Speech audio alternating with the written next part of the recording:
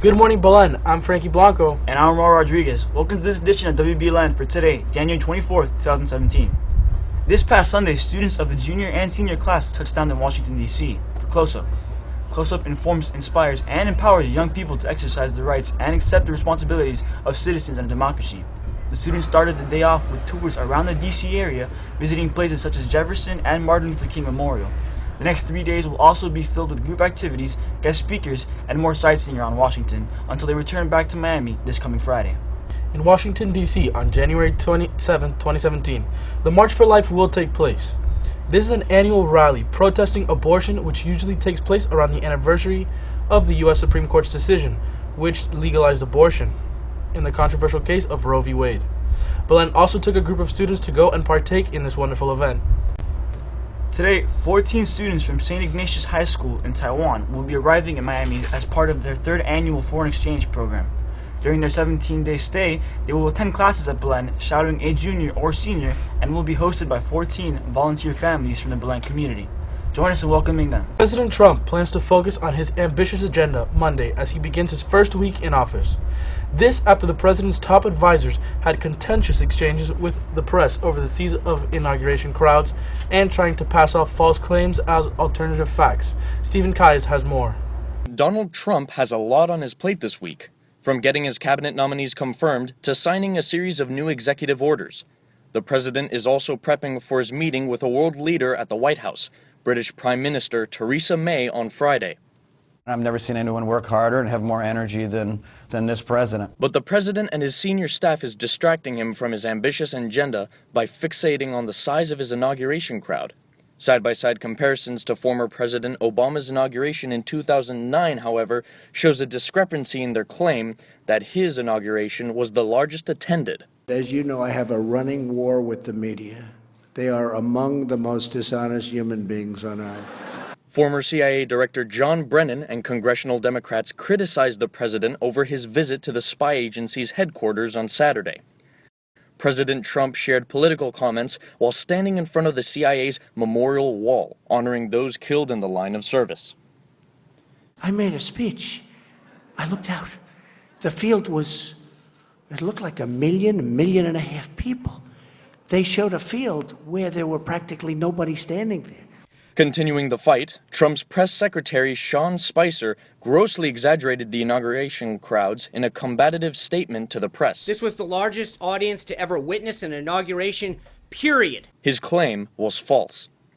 Answer the question of why the president asked the White House press secretary to come out in front of the podium for the first time and utter a falsehood.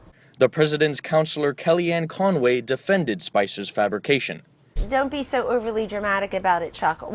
You're saying it's a falsehood, and they're giving Sean Spicer, our press secretary, gave alternative facts to that. But the point remains. Wait a minute. Alternative facts? Conway also said Trump will never release his tax returns. He's not going to release his tax returns. We litigated this all through the election. People didn't care. A prominent liberal ethics group says they are going to sue the president. The conflict of interest lawsuit alleges that Mr. Trump is violating the Constitution by receiving illegal payments from foreign governments. Trump also addressed the protests across the country Saturday on social media. The president posted that he watched the protests yesterday and first tweeted, "Why didn't these people vote?" But an hour later saying peaceful protests are a hallmark of our democracy. On January 21st, just a day after President Trump was inaugurated, a protest took place around the world. A huge march was led by many women who sought protection of their rights and other causes, ranging from immigration reform to LGBTQ rights, took place in Washington, D.C. All across the world, similar protests arose with women protesting for their rights in countries such as France, Canada, and England. The marches across the U.S. were also aimed at President Trump, calling attention to Trump's statements and positions, which have been regarded by some as anti-women or in other ways reprehensible. Although these marches took place Saturday, other protests are still expected to take place in the coming weeks. One of the biggest international challenges for the new U.S. administration will be how it handles the crisis in Syria. Right now, talks involving key players are underway in Kazakhstan. Sponsored by Russia and Turkey, they're aimed at consolidating the ceasefire across Syria.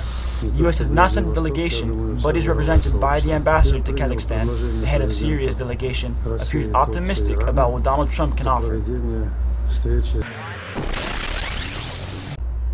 This past Saturday, the Belen Jesuit speech and debate team competed at the West Broward SFCFL. The team was made up of just first-year debate students, which included 2 middle school students. The team was led by freshmen Julian De La Masa and Miguel Walsh, who placed in 5th in the Novice Public Forum. Placing 10th in Novice Public Forum was the team of Albert Arizosa and Christian Garcia. Congrats to them and the whole team for an outstanding performance. The Belen Mara UN team took numerous individual honors on its way to the overall team title of Best Delegation. The team is now number 1 in the conference. This conference brings together the top teams from throughout the state against each other, and the winner is considered the top school program in the state. I'm proud to say we are the top program in the state, said club moderator Octavio Ramos. Guys, help the Belen Builders Club in style by supporting them. Donations can be made at the Office of Dean of Men or with Ms. Fernandez in room D107. Now stick around for weather and sports right after these messages.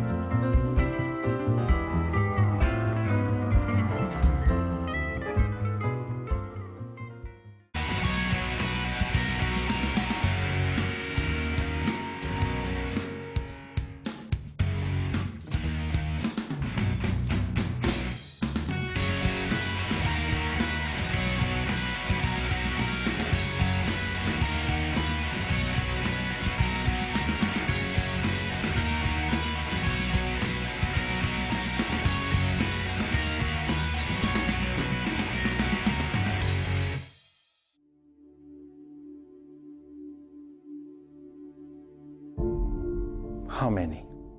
12,000, possibly more. Pamplona is lost, Loyola. I say we fight.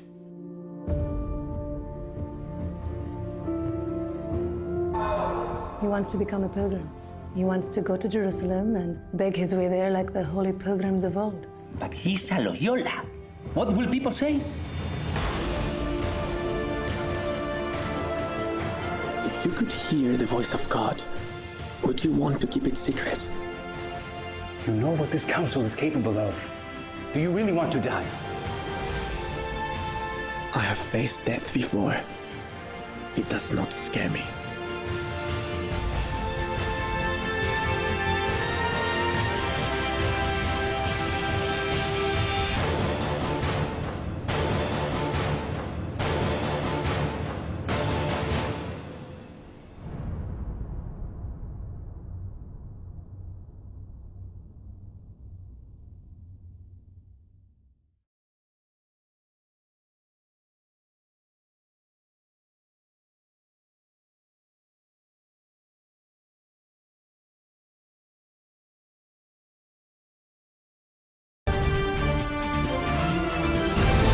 Good morning, Wolverines. It's going to be a beautiful week this week, and as we can see so far on the map, there's nothing really going on, so we can expect an easy and breezy day today. And as for the rest of the southeast for the past few days, easy and breezy has been a major understatement, as 19 people have been found dead due to severe weather across the southeast, and South Georgia actually is in a state of emergency due to a tornado outbreak, and several counties and trailer parks were flattened out due to the harsh weather. We can only be thankful that we have only seen a glimpse of what has gone up there. And as for the rest of the weather for today, it's looking pretty nice with the temperature in the mid to high 80s and lows of 56, relative humidity at 52%, and the winds going 10 to 15 miles per hour, pretty sunny, and a pretty low chance of rain. And as for the rest of the week, there's extremely low chances of rain, and highs in the mid to high 80s and lows in the 60s. So it's going to be a pretty nice week so far. And that's all for weather. Now let's move it on to sports. Thank you, Marcelo. The varsity basketball team had a doubleheader this past weekend in Naples. They won both games against Miami Springs and St. John Newman. The win against Miami Springs was a big district victory as it clinched the basketball team a spot in the district tournament. Alec Rodriguez led the Wolverines against SJN with 23 points and 5 assists.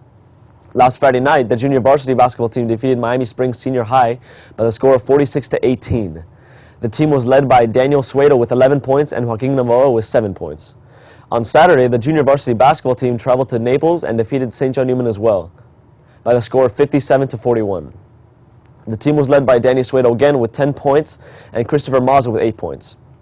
The freshman basketball team plays at University School today. Game time is 5:30 p.m. The 6th grade baseball team improved to 3-0 with a 6-3 win over St. Kevin, and Derek Tamargo had a home run and 2 RBIs for the Wolverines. And J. Mel Estrada went 2 for 3 with an RBI. Nick Montez, Alex Sosa, and Derek Tamargo combined to pitch for the win. Belen Jesuit will be the host for this year's district soccer tournament. District quarterfinal games will begin today with Terra against Matter at 2 p.m. and Belen Jesuit against Westland Hialeah at 4 p.m. Admission to the games is $6. The De La Cruz Stadium and Cafe Belen will be closed to non-ticket holders. Those having official baseball practices will have to stay in the baseball field area and exit as soon as your practices are over. This is also true for lacrosse, middle school, and JV and varsity water polo. Okay, JV and varsity water polo tryouts begin today at 3:30 p.m. Any student athlete interested in the sport is welcome to try out for any of the teams. It looks like we know who is going to play in the Super Bowl this year. Super Bowl 51 will feature the 2 most high-powered offenses of the Atlanta Hawks and the Patriots. The main storylines of the game will include Matt Ryan playing in his first Super Bowl, while Tom Brady, the veteran, will be playing in his 7th. However, Ryan seems to be focused, saying the challenge is still in front of us. It's very difficult to get to this point, and we'll enjoy the process to build up to lead it. But our ultimate goal is still in front of us. In what could be the most offensive-driven Super Bowl of all time, both teams seem focused and ready for the task ahead. Now back to you at the desk. Thank you, Ricky. Be sure to follow us on YouTube, Facebook, and Twitter for all the latest news and pictures. I'm Frankie Blanco. And I'm Mauro Rodriguez. From everyone here at WBLN, have a wonderful day. Thanks for watching, and stay golden, Wolverines.